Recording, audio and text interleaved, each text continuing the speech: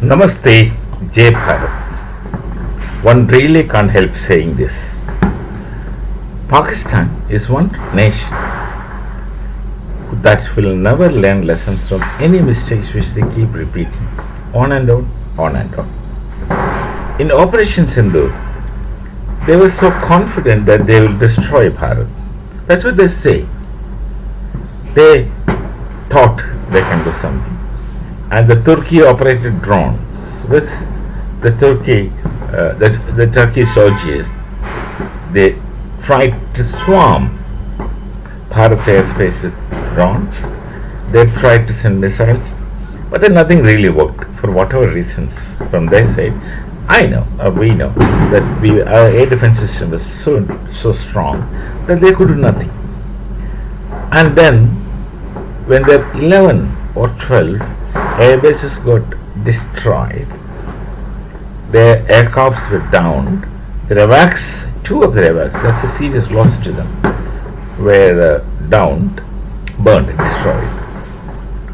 Suddenly, they ran and caught the feet of America and said, "Save us."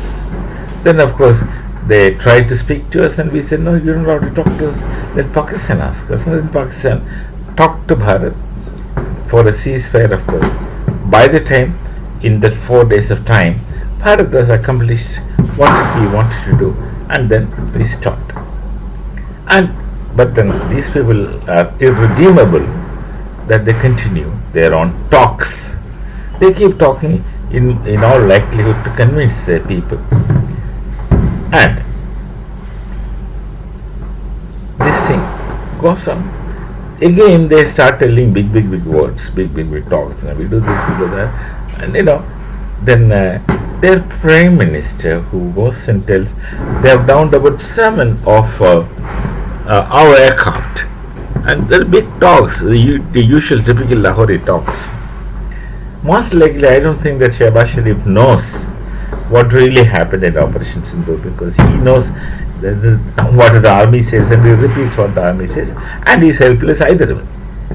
He has to listen to the army, he is not independent, he actually is a puppet. Now, all those things are there, but apart from that, I think he genuinely believes what the army says is true.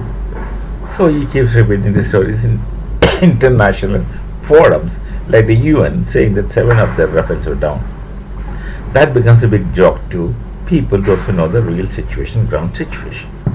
But this is the background of Pakistan, and now with Afghanistan, Taliban, they are in a war, and then they go to Qatar, Saudi, asking for peace. Ask them to stop, etc.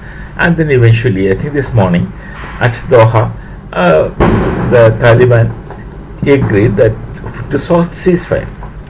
Pakistan will create problem. Pakistan will destroy this, and they try to destroy it.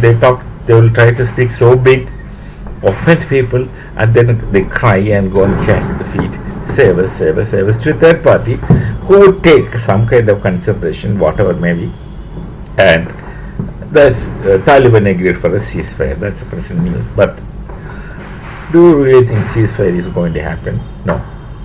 I don't think so. They are already positioned in the border with weapons drawn, facing anytime anything can happen, and in all likelihood, or I think I should say that I'm convinced that the first mistake will be from the Pakistani side, because they don't have a professional army. Pakistan, they have an indisciplined lot. The Pakistan army is an indisciplined lot. Absolutely, they are not organized. They are not dedicated to the nation. They don't have a concept of nation. I can make a big list. And the first mistake will be from their side. That's one thing. Taliban, of course, would keep their words. And the Pathans normally keep their words. They don't violate what they speak until they are, of course, provoked by the opposite party, which is obviously going to happen in time. But there is another element in this story. That's the TTP, Tehrik-e-Taliban Pakistan. That is also Taliban, but Pakistan Taliban, not Afghanistan Taliban. Same kind of organization. Only thing, placed in 2 different situations. Taliban is exclusive in Afghanistan. But this Tehrik-e-Taliban is in Pakistan, ground. They are grounded in Pakistan, and Pathans, same Pathans, they are the same Pathans, the same people. And even if Taliban is not going to open fire to Pakistan or stop atrocities, then Tehrik-e-Taliban is not going to leave Pakistan. They are going to keep attacking Pakistan from within, for which Afghan Taliban is not responsible. They are not violating the peace accord. When this thing happens, Pakistan will retaliate to Afghanistan because they know Afghanistan is with full moral support to Tehrik-e-Taliban. And once they do it, the gate is opened for Afghanistan to do it. That is the kind of volatile nature of the situation in Pakistan. Now, a little retrospective. For last several years, for 60 years explicitly, Bharat was reeling under pressure of terrorist attacks from Pakistan, sponsored, organized and executed by Pakistan. Last 60 years of the Congress rule, Bharat was continuously disturbed by various explosions through the length and breadth of our nation, and the list is long. It's there, out there in the open, one can see it. Whether it is the Bombay train blasts, the bakery blast, the Taj Hotel attack, the Parliament attack, what they have not done. They gave sleepless nights to the mothers of Bharat. When TV reports there's a blast in so-and-so town, there's a blast in Bangalore, the mothers whose children are in Bangalore, either studying or working, they suffered. They were in tears. They were afraid that anything can happen to my child, my son, my daughter who happened to live there, and so on and so forth. And when Delhi is not safe, you can imagine. Parliament is attacked. And I don't know what great purpose they have achieved, but they send the terror through the length and breadth of Bharat for the last 60 years. And now Pakistan is facing the same situation. Better late than never. Better late than never.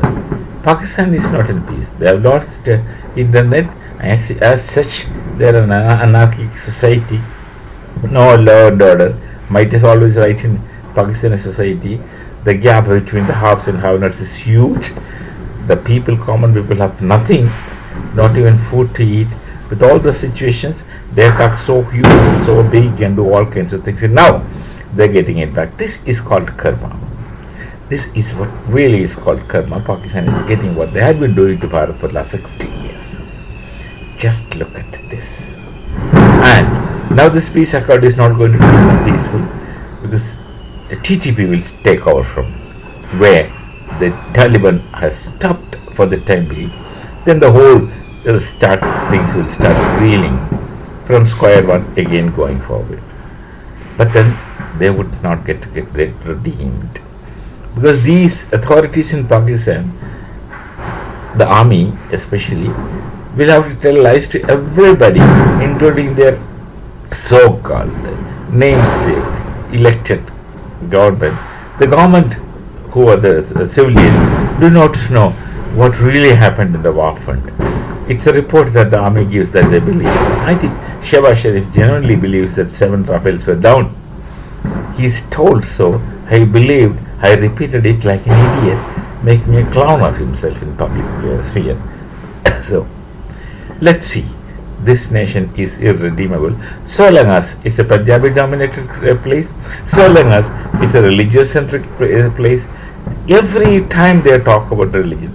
I happen to hear Deepavali greetings from Pakistan these days to Bharat, the people, the citizens of Bharat. They say, of all religions in Bharat, we wish you Deepavali. Why does he have to speak in terms of religion or through religion? We don't care about it. Just like that. It's a private affair for us. Religion is a private business of an individual. His faith system and his faith system, and we respect everybody's faith system at the individual level and also at collective level. But Pakistan can't understand, they can't look at things, anything other than through religion. That's a fundamental problem. They cannot be redeemed so long as this malady functions within them. We shall meet. Namaste. Jai Bharat, Jai Shri Ram.